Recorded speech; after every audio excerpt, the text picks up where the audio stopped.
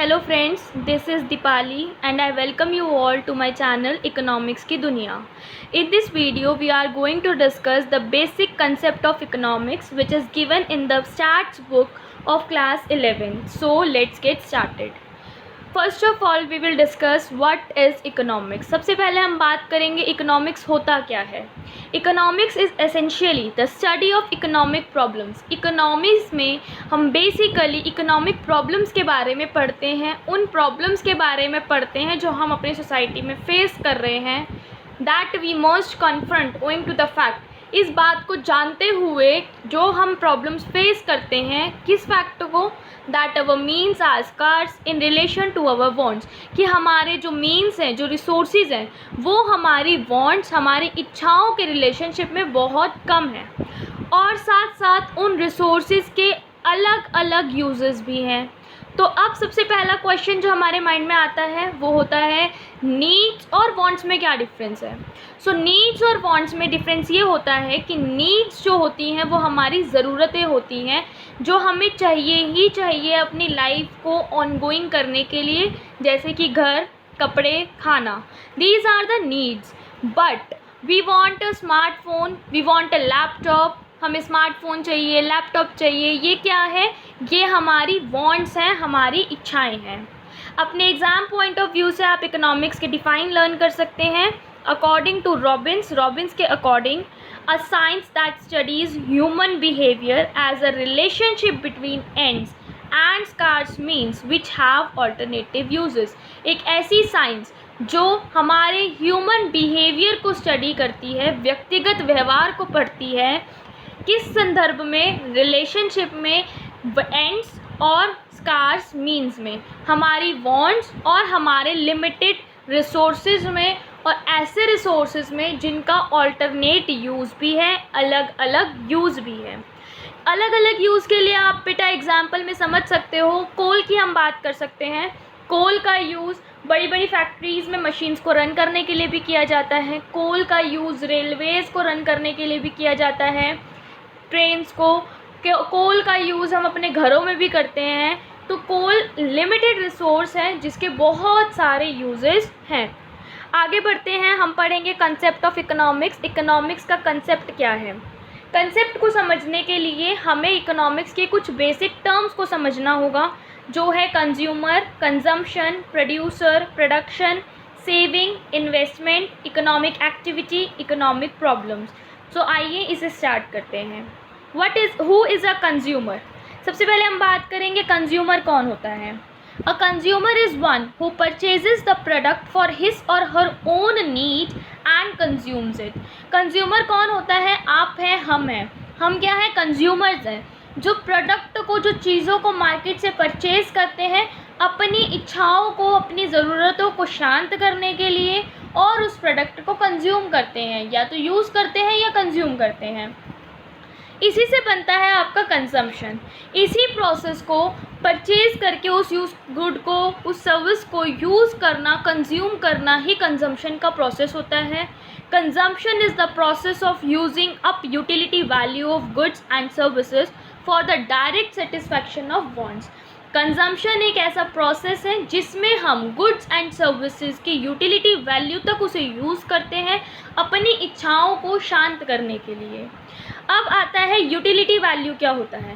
Utility value of goods means inherent capacity of goods and services to satisfy human wants.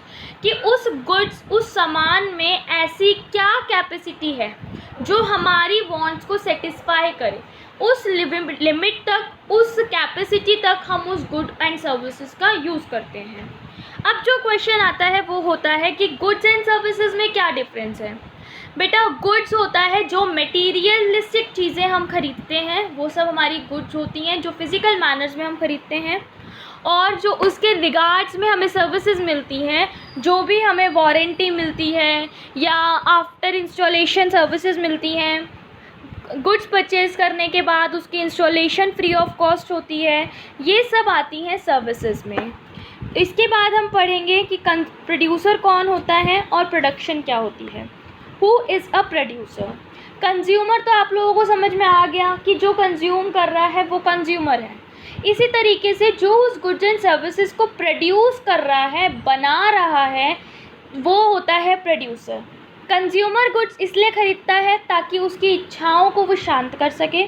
Producer goods इसलिए बेचता है ताकि वो अपने गुड्स एंड सर्विसेज से कुछ इनकम जनरेट कर सके, कुछ पैसे जनरेट कर सके।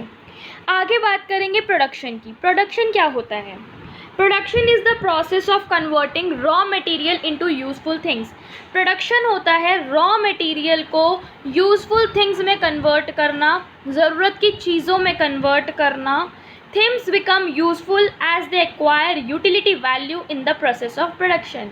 किसी भी चीज़ को उसकी utility value in the process of production मिलती है, प्रोडक्शन के टाइम मिलती है, जिसे हम यूज़ करते हैं। इसमें आप एग्जाम्पल ले सकते हैं गेहूं का। गेहूं क्या है? रॉ मटेरियल है। उसको हमने पिसा, उसका आटा बना, आटे की हमने रोटियां बनाई, तो ये पूरा प्रोसेस है। तो गेहूं क्या था? रॉ मटेरियल था, जिसे हमने प्रोड्यूस करके, प्रोडक्शन करके एक रोटी बनाई। इसके अलावा हम एग्जाम्पल ले सकते हैं मशीन्स। जो इंडस्ट्रीज़ में, फैक्ट्रीज़ में जो मशीन्स काम कर रही हैं, उनमें अलग अलग तरह का सामान लाकर असेंबल किया जाता है किसी एक पर्टिकुलर चीज़ को बनाने के लिए। आगे बात करेंगे सेविंग्स क्या होती हैं और इन्वेस्टमेंट क्या होती है। Saving is that part of income which is not consume. Saving income का वो पार्ट होता है जिसे हमने कंज्यूम नहीं किया है, जिसका हमने यूज़ नहीं किया है। It is an act of abstinence from consumption. ये कंजम्पशन से अलग रखा जाता है, इसे कंजम्पशन में काउंट नहीं किया जाता। What is investment? इन्वेस्टमेंट क्या होती है? Investment is expenditure. सेविंग्स होती हैं जो पैसे हमने अलग रख दिए, लेकिन इन्वेस्टमेंट एक खर्चा है जो हम उन चीज़ों को ख़रीदने में करते हैं जो फर्दर हमें आगे अपनी इनकम जनरेट करने में मदद करते हैं।